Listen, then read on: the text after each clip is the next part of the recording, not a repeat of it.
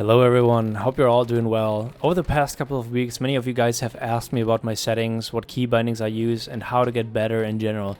So in today's video, I want to go over some of these things. But also I want to go over some of the other things like flying mechanics, turn speed, and a few tactics.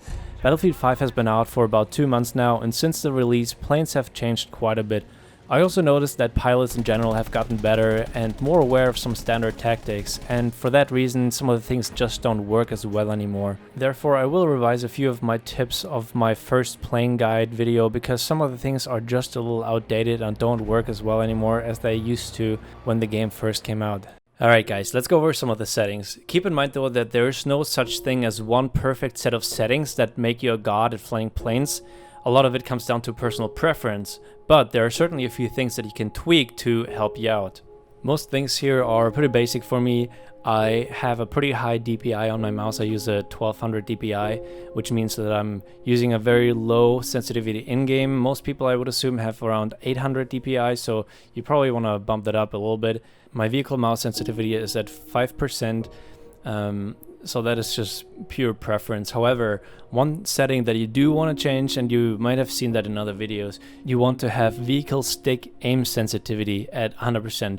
I believe this is supposed to be for controller, but even if you don't have a controller connected, this will still affect your elevation and how fast you can turn, so make sure this is at 100%. Next, go to advanced and scroll down a little bit.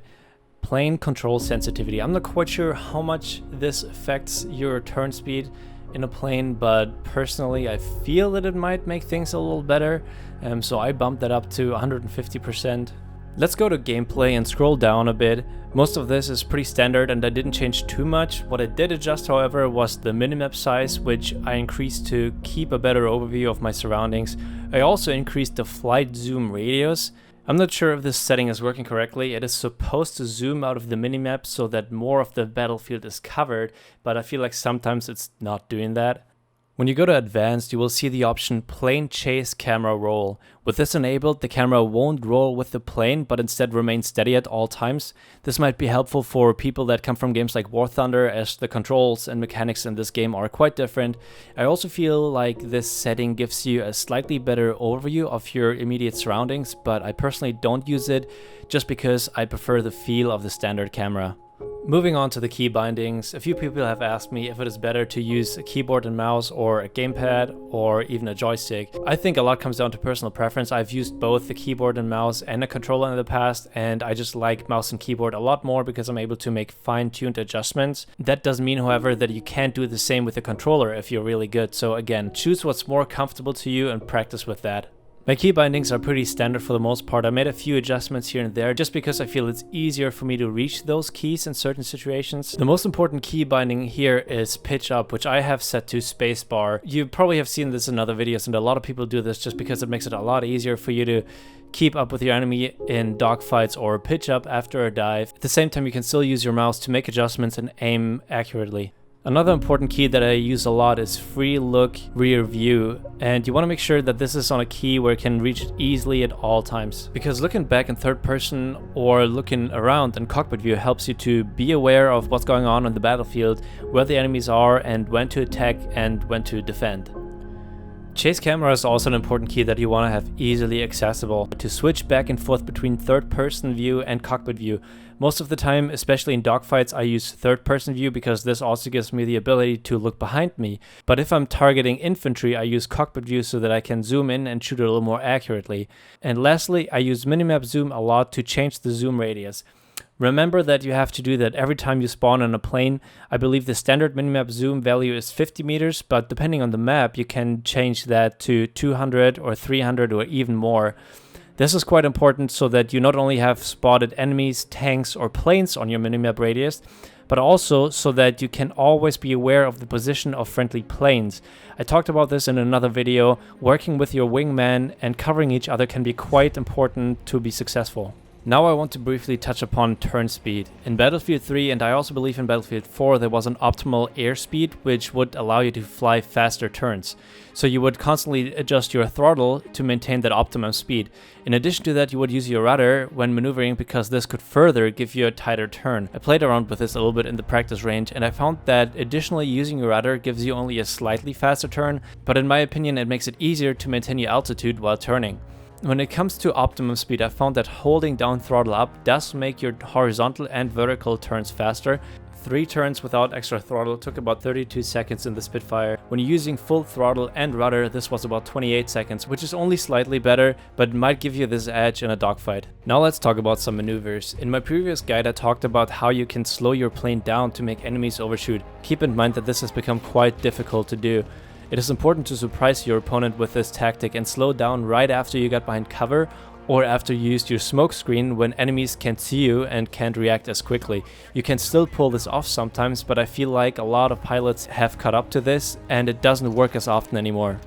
In my opinion, it has become pretty hard to shake off a skilled enemy pilot. When I'm being chased in a fighter, I try to outmaneuver him, but I also try to get somewhat close to my team or friendly planes. Be sure to look behind you and see from what angle the enemy is coming before you turn in, because you will be in a very vulnerable position at this point and you will want to try to give your opponent a difficult angle to work with. So don't just turn in a straight horizontal line, but try to go underneath or above him as shown in the illustration. A similar maneuver can be helpful if you're the attacker.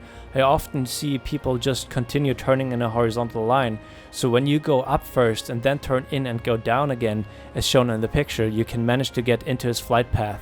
This also works pretty well in head-on situations. I noticed people often break away to the left or the right, so if you pull up first and then turn in, you might be able to get behind him. In the Mosquito or the Stuka, it is nearly impossible to outturn a skilled fighter pilot, so here it is critical to be aware of your surroundings and know where the enemies are before the engagement begins, so that you can get the drop on him before he turns in on you. If that happens, it becomes very difficult to shake him off, so what I try to do here is to get close to friendly AA or friendly planes and hope that they help me out. The same is true when flying bombers. Try to get close to your teammates and don't try to outturn a fighter. All that does is present them with a large, easy to hit target. I would still recommend to switch back to the gunner seat as soon as possible before the enemy gets too close and within rocket range. Many fighter pilots are starting to figure out how powerful the rocket specialization can be. I'll make a video on this in the future, but if they do hit you with the rockets, they can just obliterate you. In general, keep in mind that no matter how good you are with the bomber, you won't be able to prevail against skilled fighter pilots. That's at least my opinion. I talked about this in another guide. But if you keep getting killed over and over again, I would personally just switch to a different plane type instead of trying to make the bomber work. A few other quick tips. If a damaged enemy plane is flying away from you, keep trying to hit him even if he's far away, just to prevent him from repairing his plane. You can check the scoreboard to see if enemy planes are in the air. Plane respawn time is about 40 seconds, so keep an eye on the time to know when to expect enemy planes to be back in the air, and protect your wingmen so that they can protect you. Alright, and here's the last thing I want to talk about. I know in a previous video I talked about how disruptive and annoying the AA can be.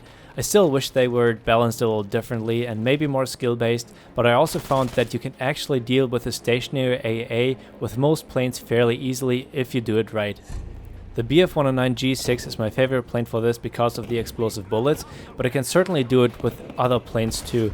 It's recommended that you learn the AA locations for each map, but you can also just look out for their tracer rounds. Memorize the spot or mark it with Q, make sure you're at full health, come in at a steep angle, fire at the AA, and if necessary, shoot your rockets or drop your bombs.